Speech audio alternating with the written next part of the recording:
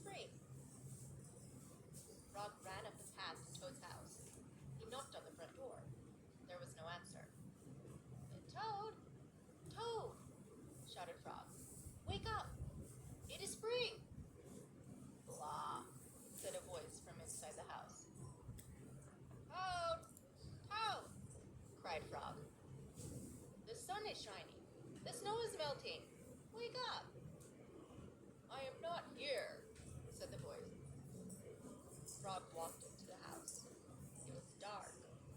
All the shutters were closed. Toad, where are you? Called Frog. Go away, said the voice from a corner of the room. Toad was lying in bed. He had pulled all the covers over his head. Frog pushed Toad out of bed. He pushed him out of the house and onto the front porch. Toad blinked in the bright sun. Help, said Toad. I cannot see anything. Don't be silly, said Frog. What you see is the clear warm light of April. And it means that we can begin a whole new year together, Toad. Think of it, said Frog. We will skip through the meadows and run through the woods and swim in the river. In the evenings, we will sit right here on this front porch and count the stars. You can count them, Frog, said Toad. I will be too tired. I'm going back to bed. Toad went back into the house. He got into the bed and pulled the covers over his head again. But Toad, cried Frog, you will miss all the fun. Listen, Frog, said Toad. How long have I been asleep? You have been asleep since November, said Frog. Well then, said Toad, a little more sleep will not hurt me. Come back again and wake me up at about 8:30. Good night, Frog. The Toad, said Frog, I will be lonely until then. Toad did not answer. The November page was still on top. Frog tore off the November page. He tore off the December page, and the January page, the February page, and the March page. He came to the April page. Frog tore off the April page too. Then Frog ran back to Toad's bed. Toad! Toad, wake up! It is May now. What? Said Toad. Can it be May so soon? Yes, said Frog. Look at your calendar. Toad looked at the calendar. The May page was on top. Why, it is May, said Toad as he climbed out of bed. Then he and Frog ran outside to see how the world was looking in the spring. The story. One day in summer, Frog was not feeling well. Toad said, Frog, you are looking quite green. But I always look green, said Frog. I am a frog. Today you look very green, even for a frog, said Toad. Get into my bed and rest. Toad made Frog a cup of hot tea. Frog drank the tea, and then he said, Tell me a story while I am resting. All right, said Toad. Let me think of a story to tell you. Toad thought and thought, but he could not think of a story to tell Frog.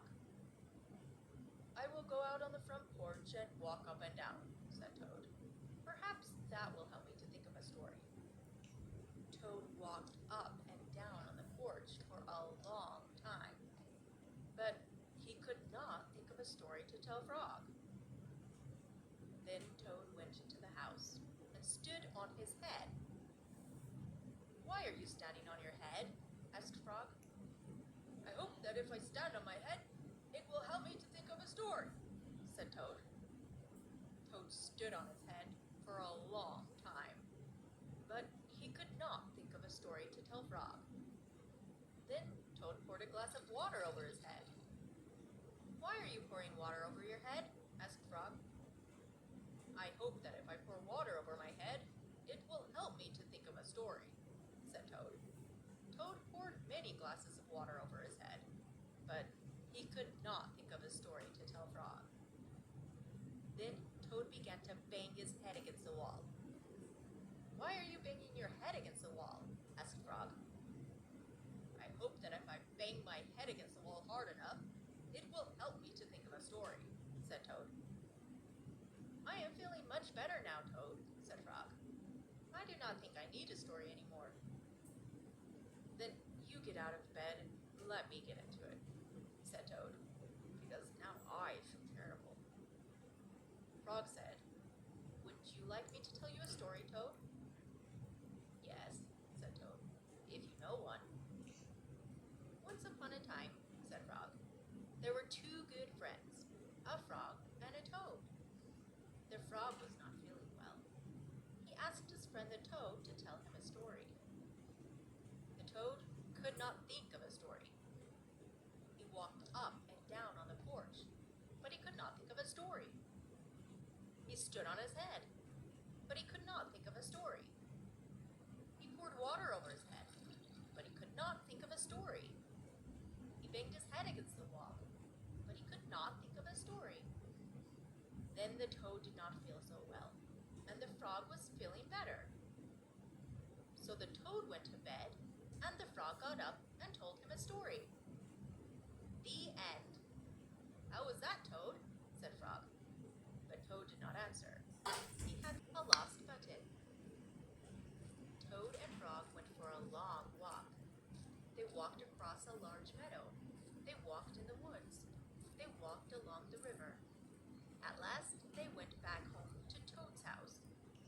Oh, drat, said Toad. Not only do my feet hurt, but I have lost one of the buttons on my jacket.